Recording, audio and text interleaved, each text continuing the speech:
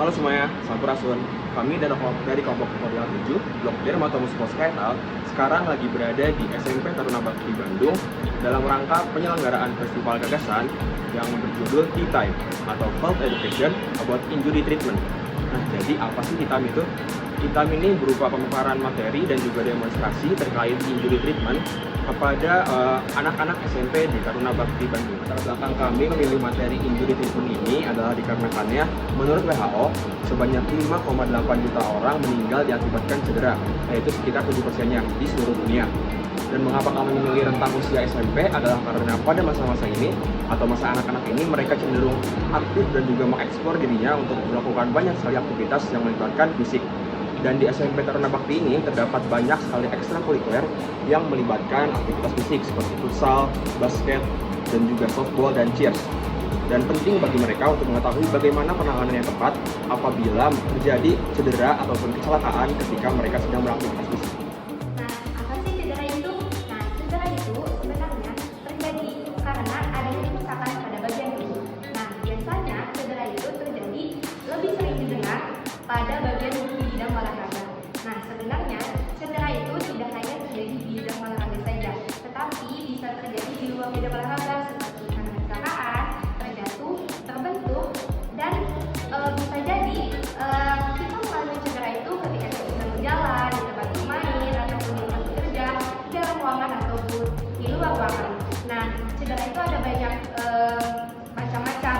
Contohnya seperti cedera di daerah pergelangan kaki, itu sering disebutnya keseleo. Terus ada cedera di bagian bahu, di bagian lutut, tulang kering. Nah, itu adalah cedera-cedera yang sering terjadi di kehidupan sehari-harinya.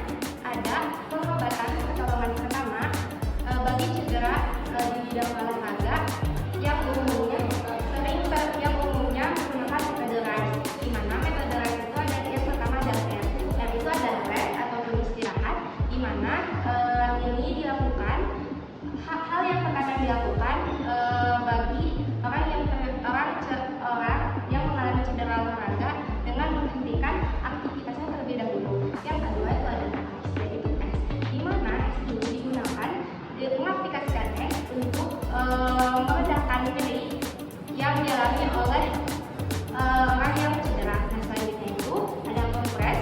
Nah, ini itu mengompres ataupun membungkus es dengan kain, dan nantinya si kompresan es ini beserta kainnya itu akan digunakan untuk meredakan nyeri ataupun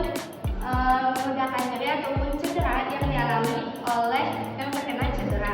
Nah, yang terakhir itu adalah elevation atau pengangkatan, di mana pengangkatan ini berguna untuk menahan bagian yang terkena cedera agar berada di posisi lebih tinggi ketika orang yang cedera itu berbaring. Nah, lalu apa yang harus dilakukan bila korban sedang berada dalam kondisi yang gawat darurat? Simak baik-baik ya. Yang pertama adalah call for help atau panggil bantuan dari orang-orang sekitar.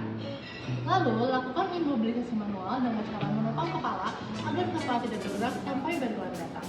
Lalu yang terakhir adalah periksa jalur nafas dengan cara mendorong kepala guna untuk memperhatikan kesadaran, memperlancar pernapasan, dan juga untuk melihat apakah ada benda asing yang menghalangi atau menghambat jalur nafas. Nah, tapi penting untuk diingat bahwa jangan memindahkan posisi korban sampai bantuan datang. Selain teknik-teknik yang sudah disebutkan, apabila korban tidak sadarkan diri, kita dapat melakukan beberapa cara tambahan. Di antaranya, yang pertama, longgarkan kerah baju dan ikat pinggang agar peredaran darah kembali lancar. Yang kedua, baringkan korban dalam posisi rata, tetapi jangan mengangkat kepalanya. Yang ketiga, periksalah apakah korban bernafas dengan normal atau tidak. Jika terdengar suara dengkuran pada korban, maka ada kemungkinan jalan nafas tertutup dengan lidah. Oleh karena itu, kita dapat melakukan teknik chin lift atau jaw thrust. Untuk sebagai tambahan informasi, ada loh teknik-teknik atau tes awal untuk mengetahui seseorang tersebut mempunyai cedera atau tidak. Dan tes ini tentunya dilakukan oleh para ahli seperti dokter spesialis ortopedi, dokter spesialis olahraga, dan tenaga medis lainnya.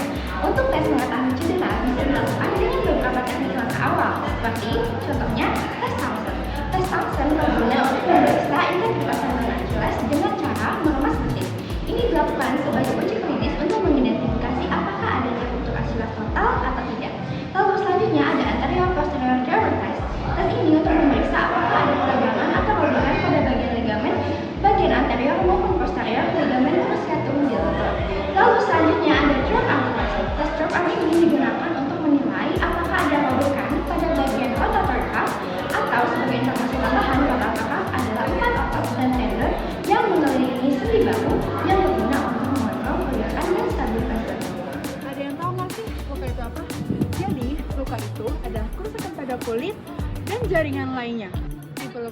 ada dua.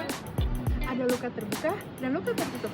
Untuk contoh luka terbuka ada luka lecet, luka robek. Lalu untuk luka tertutup ada luka memar. Salah satu keperluan yang dapat digunakan untuk bisa mengatasi luka adalah dengan kotak P3K. Apa aja sih isi kotak P3K? P3K dapat berisi seperti kain kapas steril, lalu kapas, lalu gunting, lalu alkohol swab, dan juga cairan antiseptik. Cairan antiseptik dan juga alkohol swab dapat digunakan untuk bisa membersihkan area yang terkena luka. Dan kita juga bisa menutupi area luka agar tidak terjadi infeksi dengan menggunakan perban. Sebenarnya cara bisa membersihkan luka, jika terdapat luka terbuka, maka luka harus dibersihkan. Namun sebelum kita membersihkan luka, kita harus memastikan tangan kita sudah bersih, sehingga kita harus mencuci tangan terlebih dahulu. Lalu, jika terjadi pendarahan, dengan tekanan lembut dengan cara berkurang hingga pendarahan infeksi. Bilas luka dengan air mengalir untuk bisa mengurangi risiko infeksi. Kemudian, cucilah area kulit sekitar luka dengan sabun, oleskan krim atau alat antibiyotik atau petroleum jelly untuk menjaga kelembapan permukaan dan mencegah timbulnya jaringan parut. Lalu, pastikan untuk menutup luka dengan perban atau kasar untuk menjaga luka tetap bersih. Lalu, bagaimana sih caranya jika terdapat luka tutup seperti luka memar?